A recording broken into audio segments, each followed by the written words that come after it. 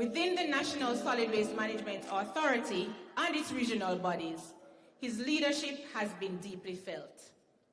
Many long-serving staff members were on short-term contracts, some 2 years, some 1 year, some 6 months, some 3 months.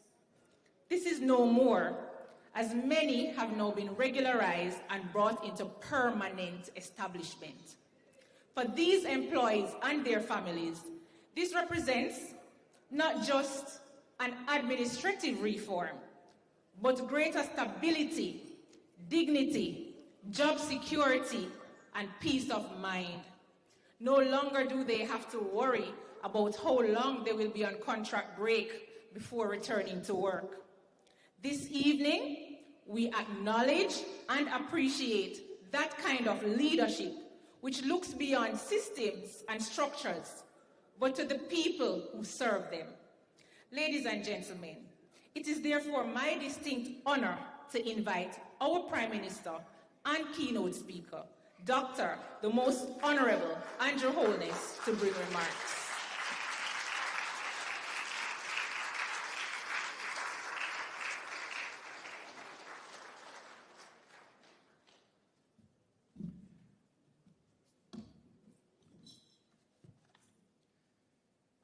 Thank you, Madam Moderator. Allow me to acknowledge your Minister, the Honorable Desmond McKenzie, Minister of Local Government and Community Development, and other members of the Cabinet who are here. Let me especially acknowledge as well the Minister of Finance who is here.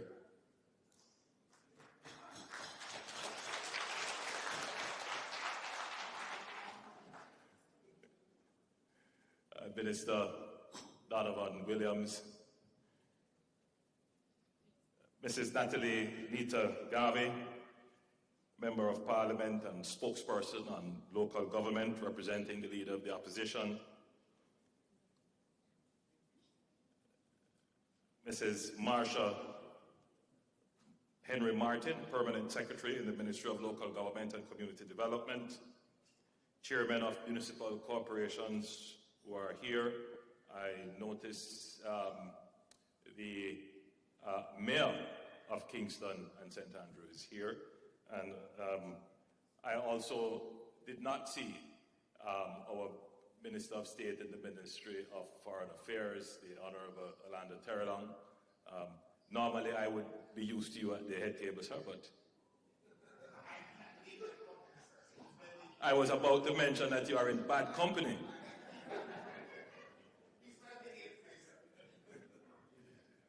And Member of Parliament Damian Crawford.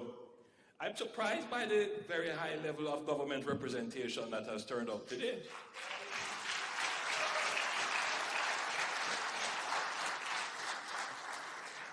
I've been to other events where I scarcely see any government or opposition representation, but it shows you how important you are. And I take that as a very good sign. It's good to see all of you here. Mr. Omar Sweeney, Chairman of the National Solid Waste Management, and other board members who are here. Mr. Audley Gordon, Executive Director of the National Solid Waste Management Authority. Awardees and other members of staff of the NSWMA and the MPM. Representatives of the media, ladies and gentlemen, it is indeed a good evening. I am pleased to join you for this long service award ceremony. Today, we honor workers who have given 15, 20, 25, and 30 years and more to the service of Jamaica. Some of you have spent most of your adult life in this work. You have worked before sunrise. You have worked in the rain, in the dust, in the heat. You have worked during floods, during hurricanes. You have worked through disasters, through difficult years when resources were short and the recognition was even shorter. You have worked when the country noticed, and you have worked when the country forgot to notice. But I also want to say clearly, your government sees you.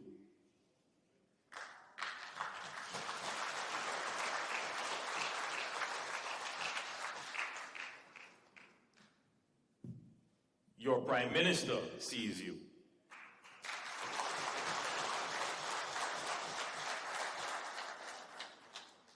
And today, on behalf of every well-thinking Jamaican, I say thank you.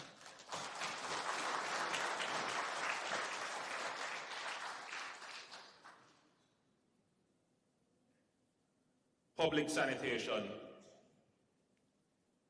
is among the most essential public service in any country. I want to emphasize that word, essential. It is sometimes used casually, but here it is used precisely. Because if you stop, everything else stops. The markets cannot operate.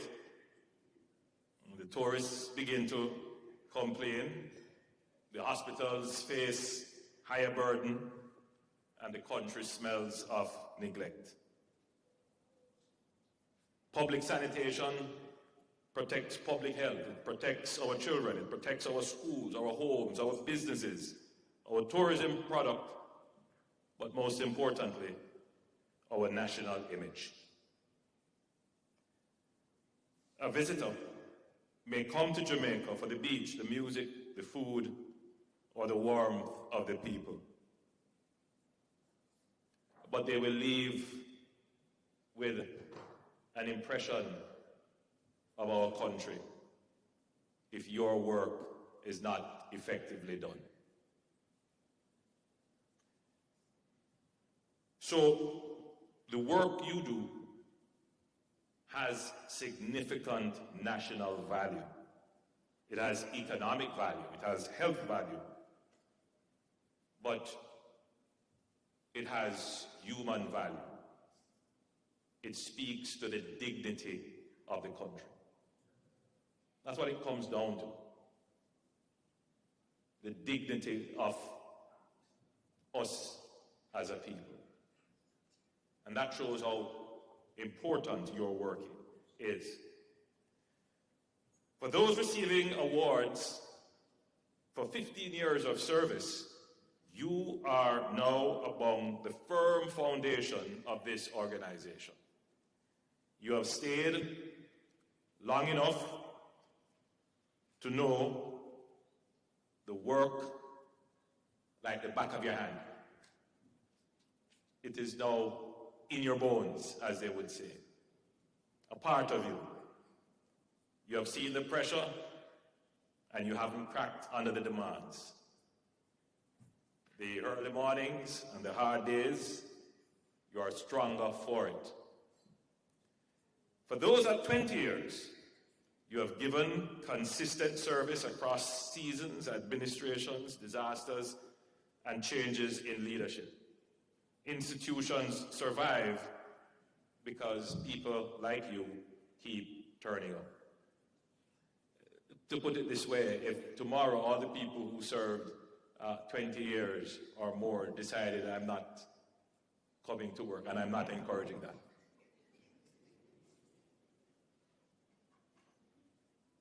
the organization would be crippled. And in fact, it would be very difficult to recover because you represent the experience of the organization. For those at 25 years, you are the experienced leaders whether your title says it or not, younger workers learn how you carry yourself. They learn from you. They watch how you solve problems. That is, they watch how you use experience. They watch how you speak to residents. They watch how you treat the equipment, the team, and the task. You are teaching even without knowing it. And that teaching shapes the organization. And for those at 30 years and beyond, you are institutional pillars. You help to build the NSWMA to what we know it as today. And in fact, many of you would have started under NPM. Some of you served before the fleet was what it is now, before the systems are what they are now, before the country had a fuller understanding of how central waste management is essential to national life. Your service built this organization. Long service also tells us something about character. It takes discipline to remain. It takes sacrifice to serve.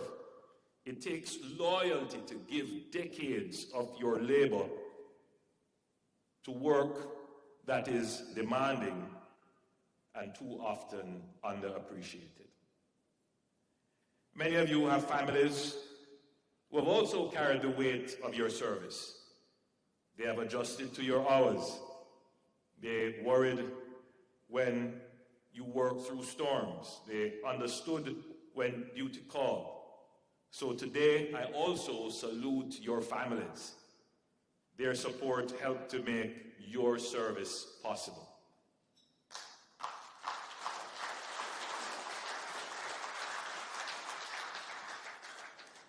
And the government's duty is to respect this sacrifice in practical ways. And that is why we continue to support greater stability in the sector. Permanent employment matters. And just before I came up on stage, I sought an update from your executive director, and I asked him how many workers have now formally been made permanent on the staff of the NSWMA. And he says, well, the commitment is to ensure that all who qualify are made permanent. But up to today, over 2,000 employees have been made permanent.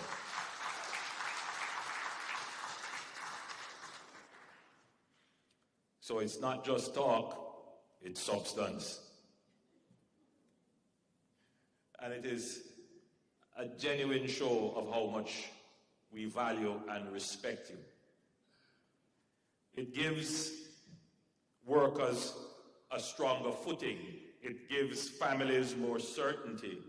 It keeps experienced people inside the system. It builds the capacity of the institution. A country cannot run essential services on uncertainty. The people who keep Jamaica clean deserve dignity in work. They deserve fair treatment. They deserve the chance to plan their lives, support their children, and retire with pride. We have also been working to improve the tools available to the NSWMA. Over the years, the government has supported fleet expansion, including new compactor trucks, motorcycles for enforcement officers, and pickup vans for fleet and enforcement operations. And after the recent hurricane recovery demands, 10 new tipper trucks were provided in December to strengthen emergency response and cleanup capacity.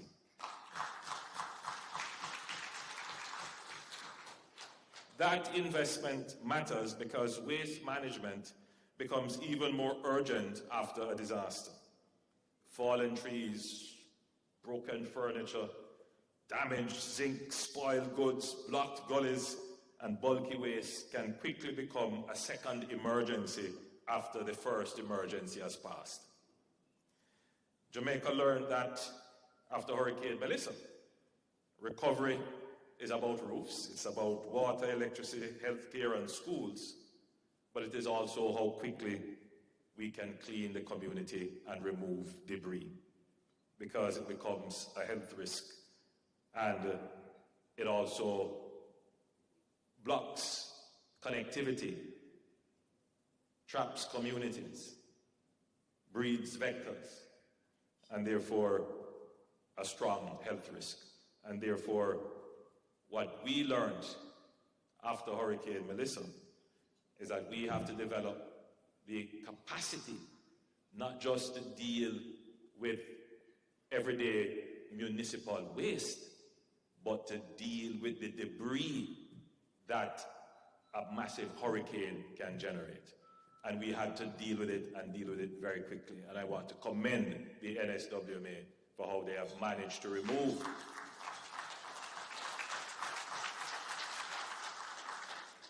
the debris. And we saw that in operation in Black River, specifically, where the entire town and corridor to Black River was clean. Again, commendations to you and your team. Yes, you can clap yourselves.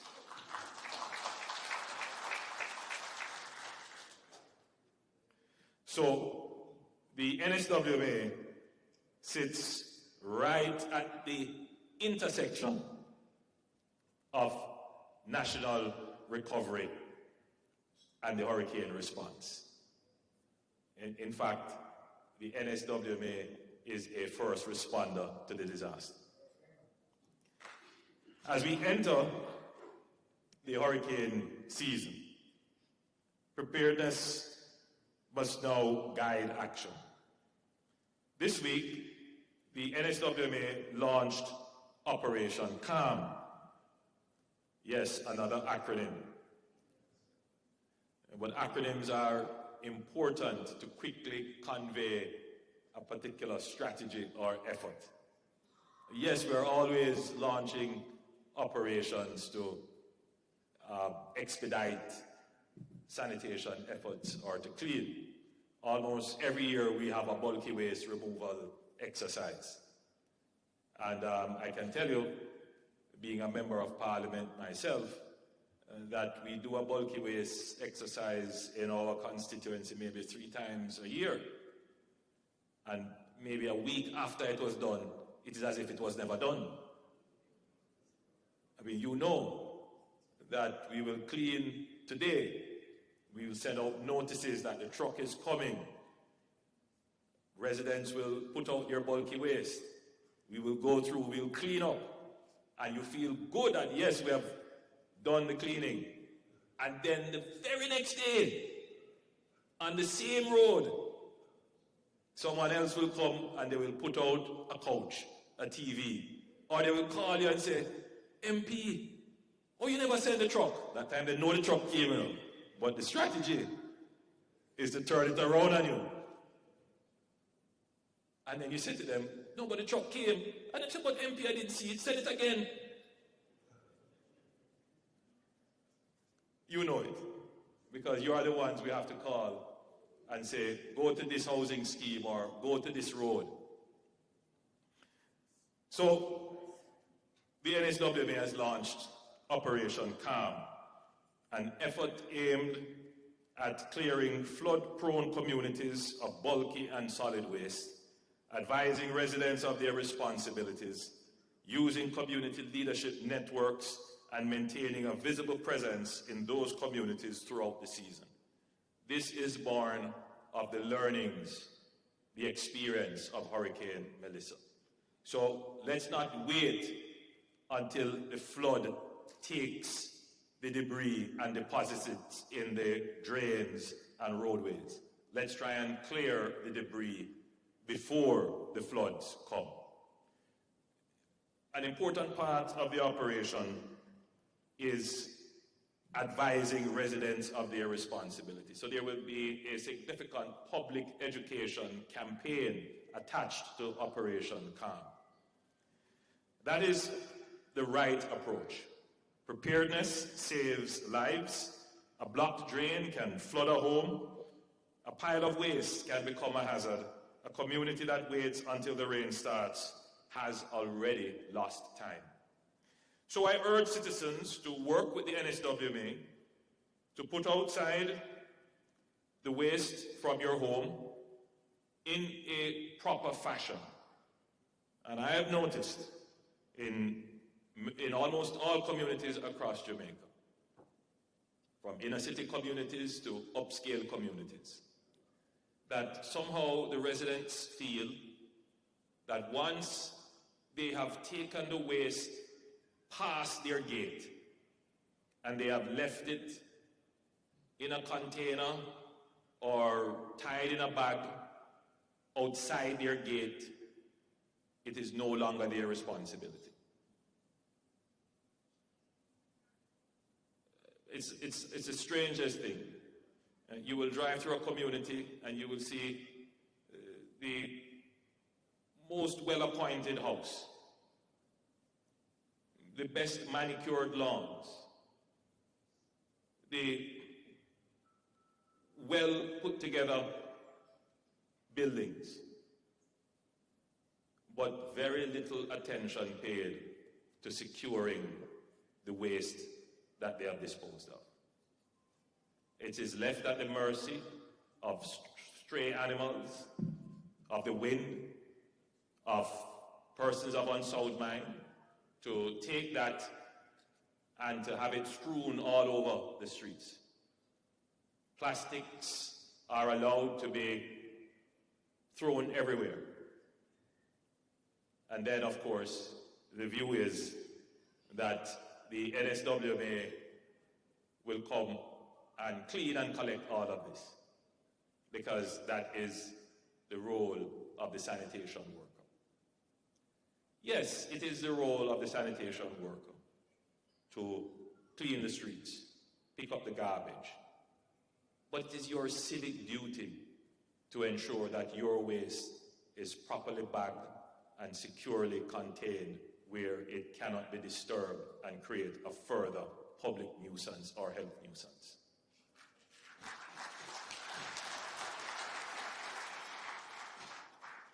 Now, I already hear the retort, it's not my fault, the truck didn't come. Or, it's not my fault, I did my part, I put out my waste, but the truck took so long to come that, the cat got to it. There has to be a national conversation about how we treat the public space, particularly in how we dispose of our domestic and municipal waste. Yes, without question, the government cannot argue the point that we don't have trucks enough to cover the entire Jamaica. The trucks don't come on schedule and on time. We can't argue that point. We don't have sanitary landfills. We don't have enough transfer stations. We can't argue these points. But it is precisely because we don't have the resources, it's precisely because the government is short on the resources that citizens have to do much better in how they control, contain, and dispose of their waste.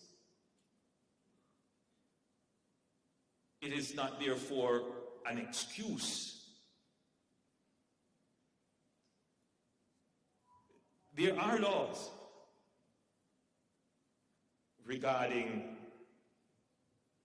the duties of citizens to properly dispose of their waste. The fines are very low, and there is rarely any enforcement. But as we move into a new dispensation of orderliness in Jamaica, let me assure you that that will have the attention of the government. The strategy for order has never been fully articulated in the way I'm about to do it now. But the first line of effort in the strategy of order is to bring violent crimes under control, and the ultimate violent crime, which is murder. And that strategy has worked very well. Today, our murder rate is the lowest it has been in over 30 years.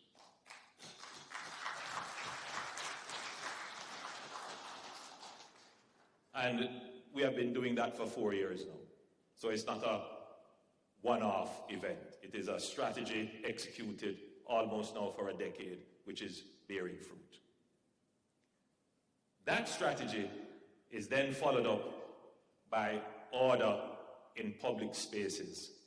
And the first line of effort in that strategy is to get order in traffic. And we have passed a new Road Traffic Act, and I know there are many complaints about the enforcement of the police, the adjustments that have been made in the ticketing system, and the courts have been far more active in prosecuting road and traffic incidents. And we're seeing good results. We have improved the ability of the police to issue tickets, and they issue hundreds of thousands of tickets per year. The next line of effort is to address the disposal of waste in public spaces, particularly travel waste. People in moving about their business, how they dispose of the waste. When you're finished drinking your favorite juice, do you hold the bottle until you see a receptacle, you dispose it there, or do you immediately just throw it on the ground or throw it through the window of the car? Is it an excuse that there is no receptacle and therefore you have to throw it down anywhere? So we're going to be tackling this business of travel waste. And the same system that has been developed for ticketing road traffic offenses is going to be the same system with some modifications that will be used to ticket persons who are improperly disposing of their waste in public spaces.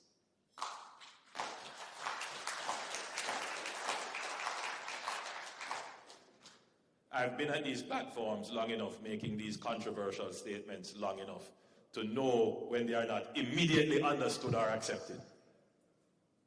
Because in the back of everyone's mind is, could I be punished? Could I fall victim to this? Does this mean I could get into a confrontation with a policeman because I threw my bottle on the road? Unfortunately, yes. But it also means that you could now change your behavior and keep that bottle with you until you have an appropriate place to dispose of the waste.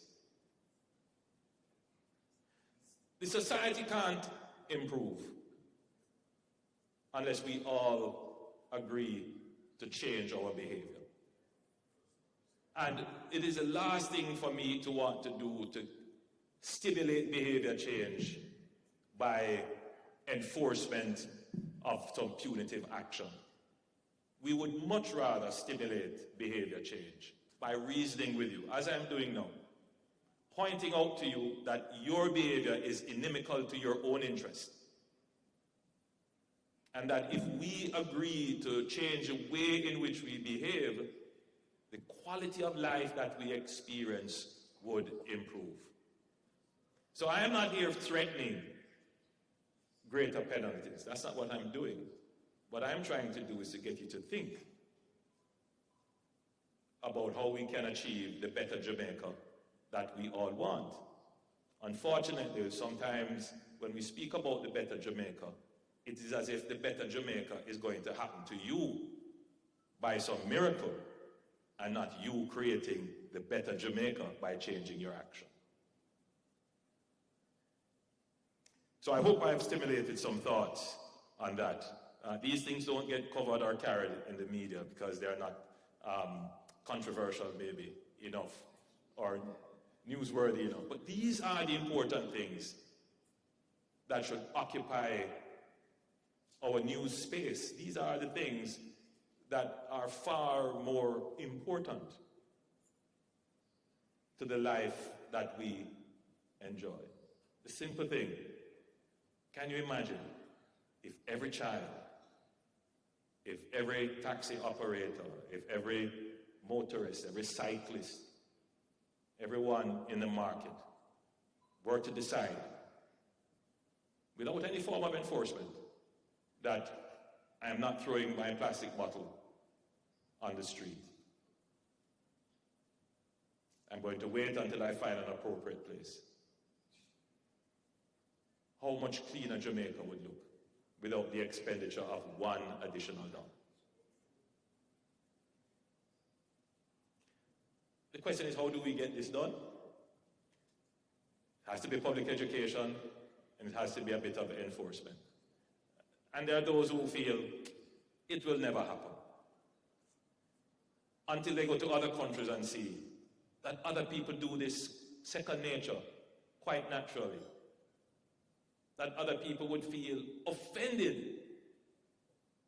if they saw their friend, their neighbor, their relative do that. They would stand up and say, don't do that.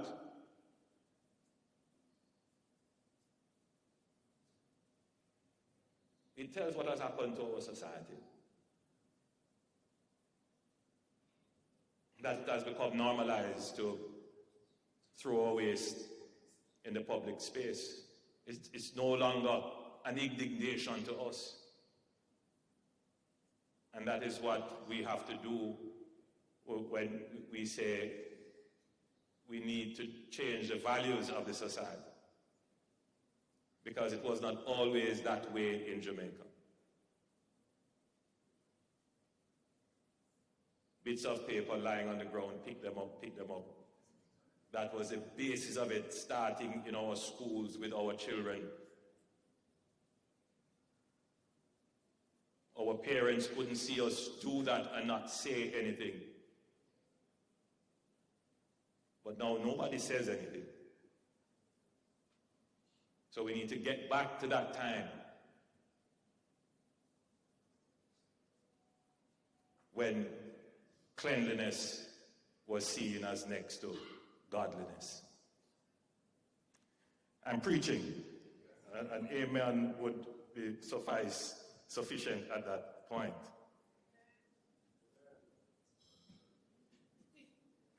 Clean communities require partnership. No agency, however, no matter how well led they are, can clean a country by itself. Its citizens are important to any effort to clean the country. Public education is therefore an important part of public sanitation. Behavior matters, awareness matters, enforcement matters as well. And as I said, the law must have teeth because the careless actions of a few cannot continue to endanger whole communities. So to the management of the NSWMA and MPM Waste Management, I thank you for the work you are doing to strengthen the organization, support your teams, and improve service delivery. Expectations are high.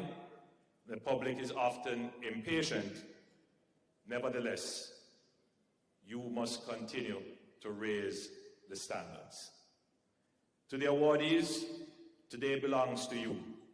You are the backbone of public sanitation and public health in Jamaica. You are among the workers who make ordinary life possible. Your work may begin in the streets, but its effects reaches the hospitals, the schools, the hotels, the boardrooms, and our churches. In fact, your work supports the entire economy.